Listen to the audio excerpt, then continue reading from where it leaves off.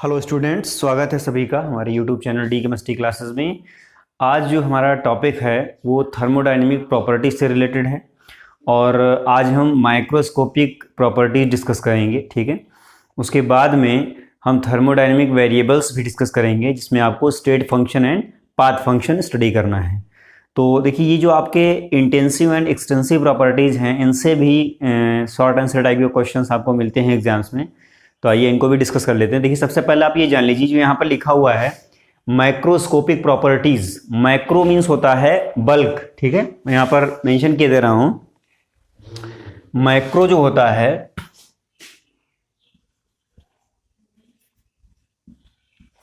इस वर्ड का मतलब जो है वो आपका क्या है, मैटर इन बल्क। कोई भी चीज भारी है, ठीक है, या फिर ऐसी है जिसको हम आसानी से विजुअलाइज कर सकते हैं, देख सकते हो, तो उसको बोलते हैं macro, matter in bulk. Bulk का मतलब होता है ज्यादा अमाउंट में।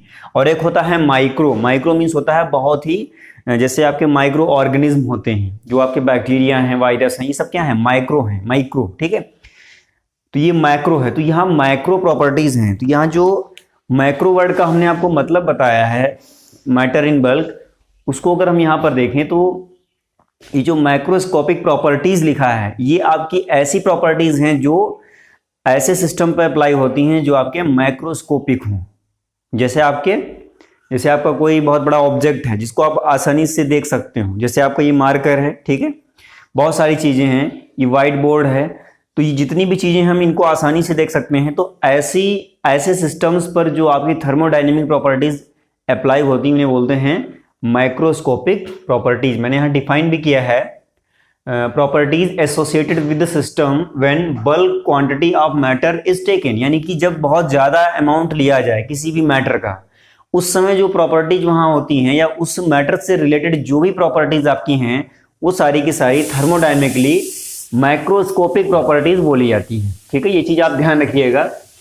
तो ये आपकी जो माइक्रोस्कोपिक प्रॉपर्टीज हैं, अगर इसके हम क्लासिफिकेशन में अंदर जाते हैं तो आपको two types of microscopic properties study करनी होती हैं। एक आपकी है इंटेंसिव, दूसरी आपकी है एक्सटेंसिव।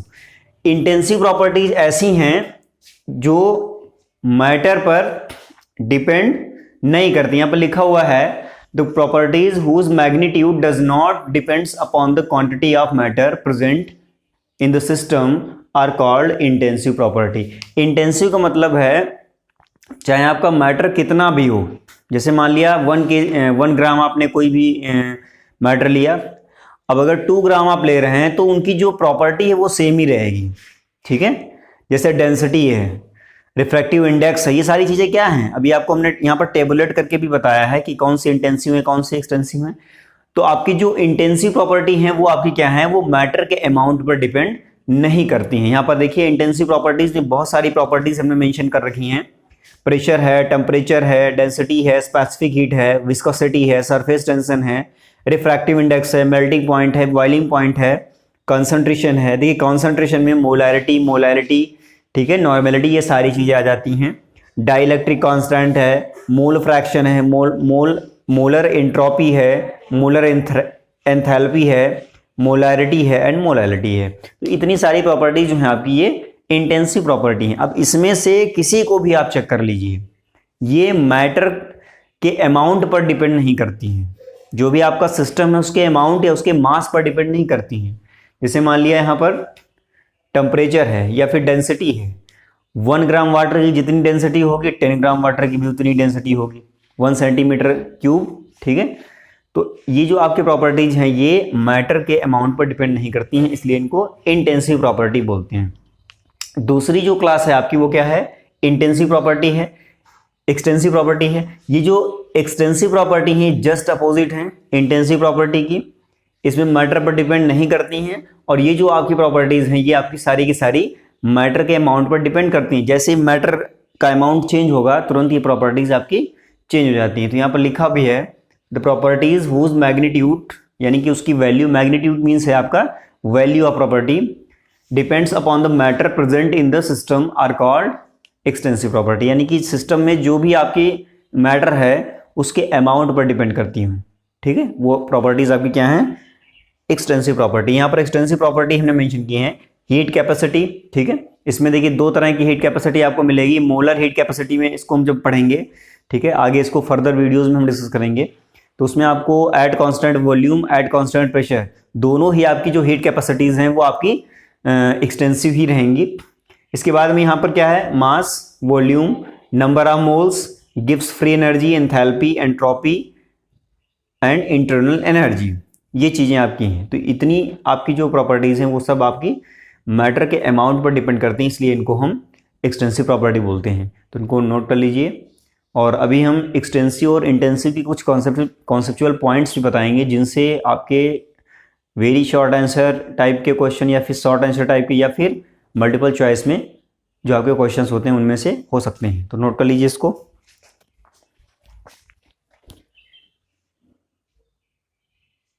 देखिए, जो अभी आपने एक्सटेंसिव एंड इंटेंसिव प्रॉपर्टीज़ पे जो डिस्कशन आपने सुना हुआ है, उसी के लिए थोड़ा सा ये एक नोटेबल पॉइंट्स है। यहाँ पर देखिए हमने लिखा हुआ है, if extensive properties expressed in terms of पर मोल और पर ग्राम, ठीक है, अगर कहीं भी कोई एक्सटेंसिव प्रॉपर्टी पर मोल या पर ग्राम में मेंशन की जा रही है तो वो आपकी क्या हो जाती है, इंटेंसिव प्रॉपर्टी हो जाती है। ठीक है, कैसे हो जाती है ये मैं आपको बताऊंगा अभी। देखिए यहाँ पर एग्जांपल हमने मेंशन किया है, mass and volume are extensive property. ये आपने अभी जो यहाँ पर हमने टेबल मेंशन की थी उसमें आपने देखा था कि मास एंड वॉल्यूम आपके क्या हैं, एक्सटेंसिव प्रॉपर्टी हैं। क्यों? क्योंकि वो आपके अमाउंट ऑफ मैटर पर डिपेंड करते हैं।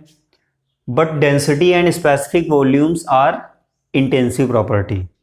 कैसे हैं जरा देखिए। देखिए यहाँ पर अगर हम डेंसिटी की बात करें तो डेंसिटी का होता क्या है formula, density is equal to होता है मास अपॉन वॉल्यूम, यही तो होता है। ठीक है, तो यहां पर देखिए मास क्या है, ये भी आपकी एक्सटेंसिव प्रॉपर्टी है और वॉल्यूम भी एक्सटेंसिव प्रॉपर्टी है। दे क्या रहा है हमको, ये डेंसिटी दे रहा है। तो यहां पर एक फॉर्मूला सा आप चाहें तो नोट कर लें, मैं यहां पे लिखे दे रहा हूं कि एक्सटेंसिव प्रॉपर्टी का डिवीजन एक्सटेंसिव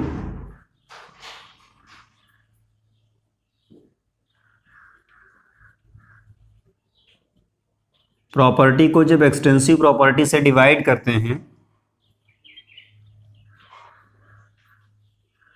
ये रूल है, इसको ध्यान रखिएगा।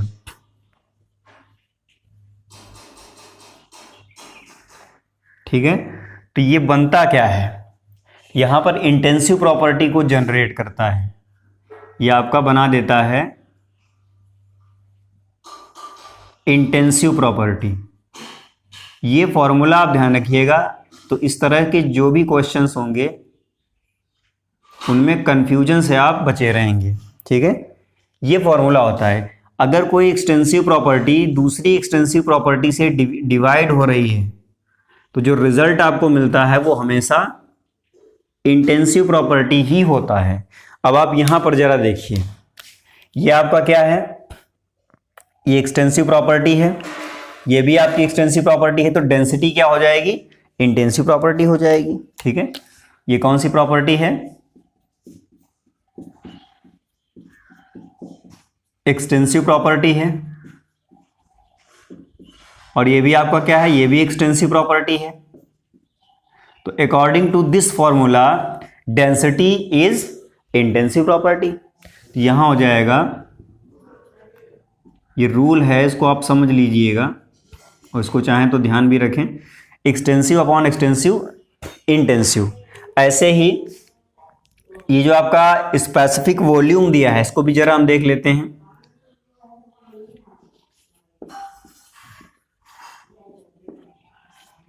स्पेसिफिक वॉल्यूम का जो फॉर्मूला है वो ये होता है वॉल्यूम ऑफ कंपोनेंट, ठीक है, अपॉन मास। स्पेसिफिक वॉल्यूम हमेशा पर ग्राम में मेंशन किया जाता है। तो यहां पर देखिएगा वॉल्यूम पर ग्राम है तो ये मास है। अब देखिए दोनों ही आपके क्या हैं, एक्सटेंसिव प्रॉपर्टी है, मैंने ऊपर भी मेंशन किया था। ये भी आपका क्या है, एक्सटेंसिव प्रॉपर्टी है,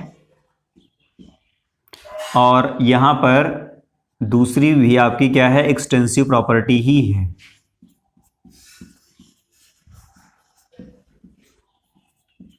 ठीक है, तो ये आपका स्पेसिफिक वॉल्यूम है, ये क्या हो गया, इंटेंसिव प्रॉपर्टी हो गया।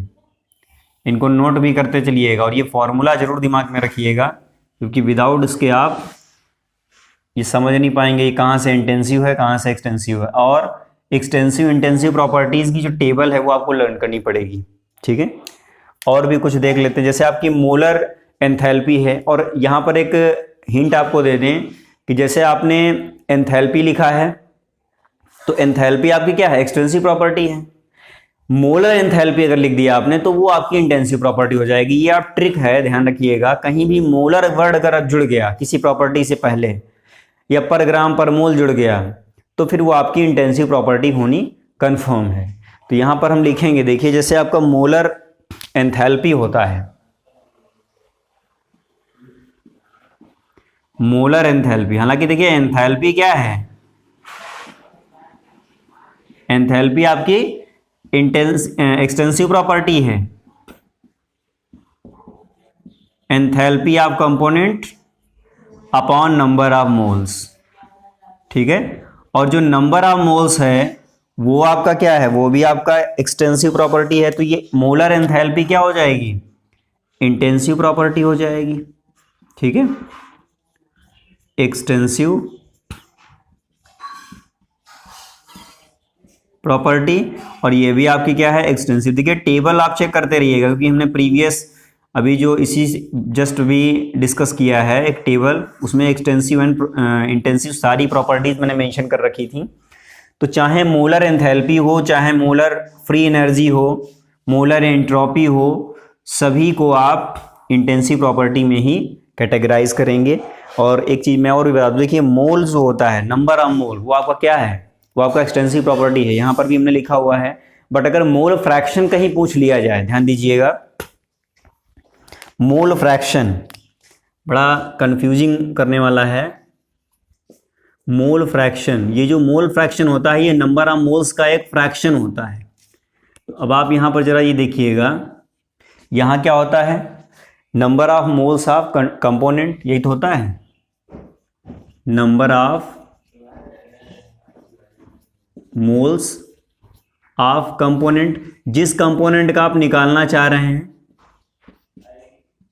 ठीक है, और नीचे क्या होता है, नीचे होता है टोटल नंबर ऑफ मोल्स। तो देखिए ऊपर भी मोल्स हैं और नीचे भी मोल्स हैं, तो आप ये डिसाइड कर लीजिए। देखिए मोल्स ही इसमें क्या है, कॉमन है, और मोल्स को ही देखकर हम ये डिसाइड करेंगे कि इसमें एक्सटेंसिव है या इंटेंसिव है। तो मोल्स आपकी कैसी प्रॉपर्टी है, एक्सटेंसिव प्रॉपर्टी है। तो जब ये एक्सटेंसिव प्रॉपर्टी है तो यहां पर extensive property is divided by extensive property and that's results a intensive property. ठीक है, तो यहां पर मोल फ्रैक्शन क्या हो जाएगा, एक इंटेंसिव प्रॉपर्टी हो जाएगा। ध्यान रखिएगा, मैंने आपको 4 एग्जांपल दिए हैं, इनमें चारों में आप देख लीजिए तो चारों में आपको ये फॉर्मूला मिलेगा। ठीक है, इसको आप खास ध्यान रखें। तो ये जो आपका एक पॉइंट था, इस पे क्वेश्चन कॉम्पिटिटिव में भी आ चुके हैं कि ये ऐसे कैसे है, तो ये चीज़ आप ध्यान रखिएगा। और एक चीज़ और आपको बता दें, एक क्वेश्चन आया था कि वॉल्यूम और टेम्परेचर में आप ये कैसे पता करेंगे कि ये, कोई एक्सपेरिमेंट करके बताइए कि वॉल्यूम और टेम्परेचर में कौन एक्सटेंसिव है कौन इंटेंसिव है। तो एक बहुत बढ़िया बेसिक आइडिया है, देखिए आप 2 कंटेनर ले लीजिए, यहाँ पर हम इसको अलग से किए दे रहे हैं, ये आपका एक एक्सपेरिमेंटल वो है। एक कंटेनर ले लीजिए और उसमें एक गैस भर दीजिए। ठीक है, मान लेते हैं इसमें कोई गैस है और इस गैस का वॉल्यूम V है और उसका टेम्परेचर T है। ठीक है, ये जो कंटेनर है इसमें एक गैस है, चलो हम इसको फिल किए दे रहे हैं ताकि ये ना लगे कि इसमें कुछ है ही नहीं। ये आपकी गैस है। अब हम क्या करें, अगर इसमें पार्टीशन कर दें,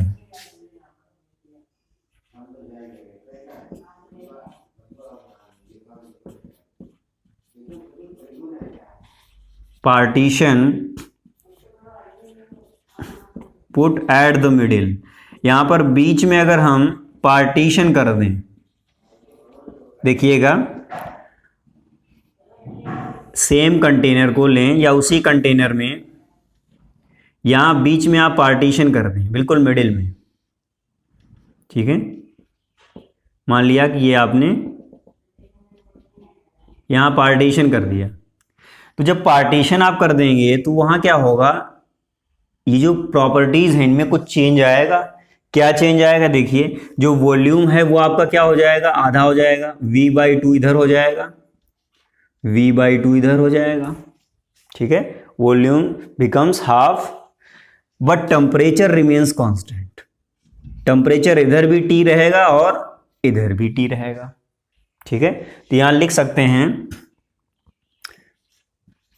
volume becomes half but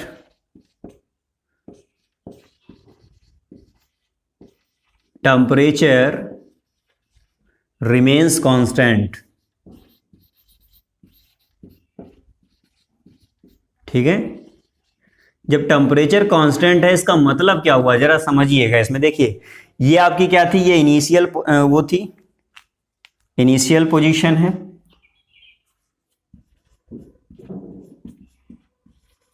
initial state, और ये क्या है, ये फाइनल स्टेट है। तो आपको इनिशियल स्टेट और फाइनल स्टेट में डिफरेंस दिख रहा है, ठीक है। अभी यहां पर एक चीज और भी हम बताएंगे आपको, इनिशियल स्टेट में वॉल्यूम V था और टेम्परेचर T था, फाइनल स्टेज में वॉल्यूम आपका हाफ हो गया, टेम्परेचर आपका कांस्टेंट रहा। टेम्परेचर नहीं चेंज हुआ, कब नहीं चेंज हुआ, जब हमने इसमें पार्टीशन कर दिया। तो यहां पर टेम्परेचर क्या बताता है, टेम्परेचर ये बताता है कि टेम्परेचर अमाउंट ऑफ मैटर पर डिपेंड नहीं करता है, ठीक है। अमाउंट आपका कितना भी हो, यहां पे देखिए अमाउंट हाफ हो गया बट टेम्परेचर हाफ नहीं हुआ। तो यहां टेम्परेचर क्या हो गया, टेम्परेचर आपका कैसी प्रॉपर्टी हो गया, यहां पर मैं लिखे दे रहा हूं T एंड V, ठीक है। V डिपेंड कर रहा है, तो मैंने आपको अभी क्या बताया था, जो चीज आपकी मैटर पर डिपेंड कर जाती है उसको हम क्या बोलते हैं, जो मैटर पर डिपेंड कर जाएगी वो आपकी एक्सटेंसिव होती है। तो यहां पर वॉल्यूम हो जाएगा एक्सटेंसिव प्रॉपर्टी, ठीक है। ये आपका हो जाएगा एक्सटेंसिव प्रॉपर्टी और ये हो जाएगा इंटेंसिव प्रॉपर्टी,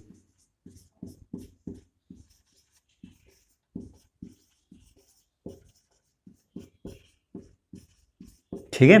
तो एक ये बेसिक आइडिया है, एक एक्सपेरिमेंट है जिसके थ्रू आप ये प्रूव कर सकते हैं temperature is a intensive property and volume is a extensive property. Note कर लीजिए, ये कहीं ना कहीं आपको कॉम्प्रीहेंशनल टाइप के क्वेश्चंस में मिल सकता है, तो ये आई थिंक इम्पॉर्टेंट भी है और ये चीज़ आप जरूर ध्यान रखिएगा। अगर प्रॉपर्टी से रिलेटेड ऐसा कोई क्वेश्चन आता है प्रूव करने के लिए कि ये दोनों एक्सटेंसिव प्रॉपर्टी हैं और ये इंटेंसिव कैसे हो जाता है, तो ये ऐसे हो जाता है क्योंकि दो एक्सटेंसिव प्रॉपर्टीज़ का जो डिवीज़न है वो क्या आता है, हमेशा इंटेंसिव प्रॉपर्टी आता है।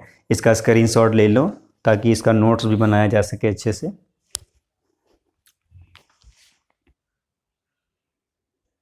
देखिए एक चीज़ और आपको बता दें, अभी हम इसको हालांकि डिस्कस करेंगे डिटेल में। एक आपका होता है थर्मोडायनेमिक वेरिएबल्स, उसमें आपके path function and state function आते हैं। तो जरा यहाँ पर देखिएगा, स्टेट फंक्शन वो होते हैं जो इनिशियल एंड फाइनल स्टेट में चेंज हो जाते हों, उन्हें स्टेट फंक्शन बोलते हैं।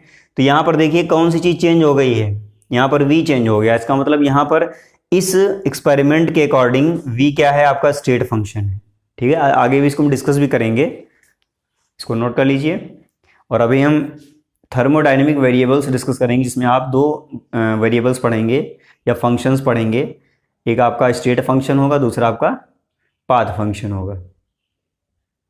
चलिए अब हम जान लेते हैं थर्मोडायनेमिक वेरिएबल्स क्या होते हैं। देखिए वेरिएबल्स का जो सिंपली मीन होता है वो यही होता है, ऐसी क्वांटिटीज़ जो स्टेज के साथ में चेंज हो जाती हों, ठीक है, उन्हें वेरिएबल्स बोलते हैं।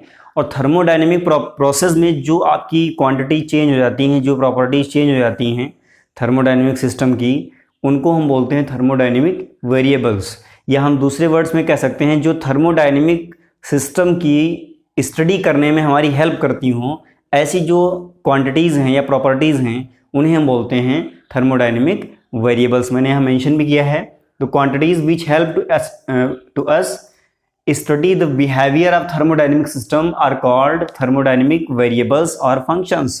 कभी कभी क्या होता है, इनको थर्मोडायनेमिक फंक्शन भी बोल देते हैं। कहीं बुक्स में थर्मोडायनेमिक फंक्शन मेंशन है, कहीं कहीं बुक्स में थर्मोडायनेमिक वेरिएबल्स मेंशन है। तो दोनों बात एक ही है, ध्यान रखिएगा, दोनों से कंफ्यूज नहीं होना है। अब देखिए इसमें जो थर्मोडायनेमिक वेरिएबल्स हैं उसमें दो आपके वेरिएबल्स हो सकते हैं, या तो आपका स्टेट वेरिएबल होगा या फिर आपका पाथ वेरिएबल होगा।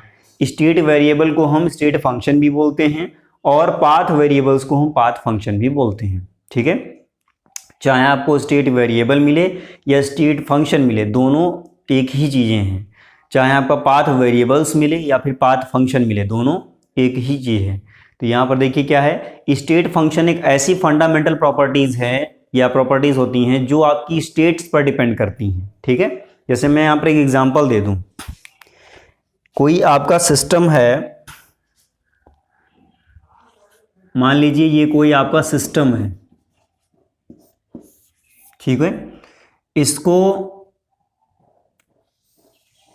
डायरेक्ट एक दूसरे सिस्टम में चेंज किया जाता है जिसकी प्रॉपर्टीज डिफरेंट है। ठीक है, अब इसमें देखिए क्या है, इसको एक स्टेप में पूरा कर दिया गया। अगर इसको हम ऐसे पूरा करें, पहले इस सिस्टम को यहां लाएं, ठीक है, फिर इस सिस्टम को हम यहां लाएं और फिर हम इसमें इसको ले जाएं। बात समझते रहिएगा, देखिए, क्योंकि यहां से ही आपको बिल्कुल क्लियर हो जाएगा। ये आपका जो सिस्टम है, एक तो ये रास्ता है, एक तो ये आपका वे है इसको चेंज करने का। यहां पर इसको मैं लिखे दे रहा हूं इनिशियल स्टेट,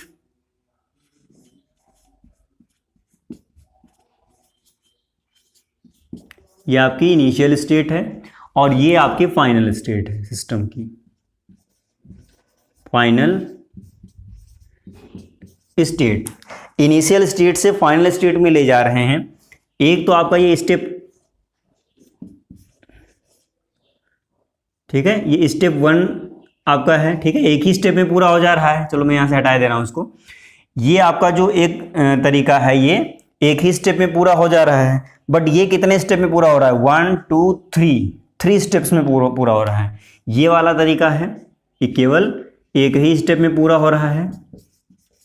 ये क्या है, यहाँ पे 1, यहाँ 2, यहाँ 3। ये वाला जो है कन्वर्जन क्या है, वो 3 स्टेप्स में पूरा हो रहा है। अब आप समझ लीजिए, देखिए अभी हम डिस्कस कर रहे थे स्टेट वेरिएबल्स, ऐसी प्रॉपर्टी जो स्टेट पर डिपेंड करती हूँ। अगर कोई सिस्टम इनिशियल स्टेज से फाइनल स्टेज में जा रहा है और उसमें चेंजेस आ गए, तो जिन प्रॉपर्टीज में चेंजेस आते हैं वो आपके होते हैं स्टेट फंक्शन या स्टेट वेरिएबल्स। मैंने यहाँ मेंशन भी कर रखे हैं, pressure, volume, temperature, enthalpy, free energy, entropy, internal energy, number of moles. ये सारे क्या हैं, ये सारे ऐसे फंक्शन हैं जो सिस्टम को इनिशियल स्टेज से फाइनल स्टेज में ले जाने पर ये चेंज हो जाते हैं, यानी कि ये स्टेट ऑफ सिस्टम पर डिपेंड करते हैं। अब देखिए दूसरे जो फंक्शन होते हैं वो क्या हैं, दूसरे फंक्शन होते हैं पाथ फंक्शन, यानी कि जो स्टेट्स पर डिपेंड नहीं करते, जो केवल इस तरीके पर डिपेंड करते हैं कि आप उसको कैसे ले गए हैं। जैसे यहाँ से यहाँ आप ले लाएंगे, इस पाथ से अगर आपको कोई थर्मोडायनेमिक प्रोसेस करना है तो ये एक स्टेप में पूरा हो रहा है, इसमें कुछ और आएगा, ठीक है, और इसमें कुछ और आएगा क्योंकि ये लॉन्ग रूट है। बात समझ रहे हैं? तो ऐसे फंक्शन या ऐसी प्रॉपर्टीज या ऐसे वेरिएबल्स जो दोनों वेज में डिफरेंट आते हों, तो ऐसे वेरिएबल्स को हम क्या बोलेंगे, ये जो वेरिएबल्स हैं आपके, ये पाथ डिपेंडेंट हैं, यानी कि जो सिस्टम है, जो थर्मोडायनेमिक प्रोसेस है, वो कैसे डन किया गया है इस पर डिपेंड कर रहे हैं। मान लिया जैसे कोई हीट है, आपने इस सिस्टम को यहाँ से यहाँ लाए, आपको मिला 2 किलो जूल, और इधर से इधर लाएंगे तो आपको ज़्यादा एनर्जी लगानी पड़ेगी। तो यहाँ पर क्या होता है, ये ऐसे फंक्शन होते हैं जो सेकेंड टाइप ऑफ फंक्शन हैं जो पाथ पर डिपेंड करते हैं, किस तरह से आप उसको कर रहे हैं उस पर भी डिपेंड कर जाते हैं। तो यहाँ पर हमने जो मेंशन किया है ये एक आपका डायग्रामिक रिप्रेजेंटेशन है किसका, थर्मोडायनेमिक प्रोसेस का। ठीक है, अभी इसको हम नेक्स्ट वीडियो में डिस्कस करेंगे जो भी आपके थर्मोडायनेमिक प्रोसेसेस होते हैं। तो यहाँ पर समझ लीजिए आप इसको कि इनिशियल स्टेज से फाइनल स्टेज में जाने में जो भी आपके वेरिएबल्स चेंज हो जाते हैं उनको बोलते हैं स्टेट वेरिएबल, और जो इनिशियल स्टेज से फाइनल स्टेज ले जाने में चेंज नहीं होते हैं इस बात पर डिपेंड करते हैं कि आप उसको कैसे कर रहे हैं, तो वो आपके होते हैं पाथ फंक्शन, इनको पाथ वेरिएबल भी हम बोलते हैं। अब देखिए इनके जो नोटेशंस हैं वो इंपॉर्टेंट हैं, क्योंकि हम बीच बीच में न्यूमेरिकल जब करेंगे तो वहाँ पर नोटेशंस ही यूज करेंगे। देखिए प्रेशर के लिए सभी को पता है क्या होता है, इसके लिए कैपिटल P यूज किया जाता है। वॉल्यूम के लिए कैपिटल V यूज किया जाता है, समझते चलिएगा।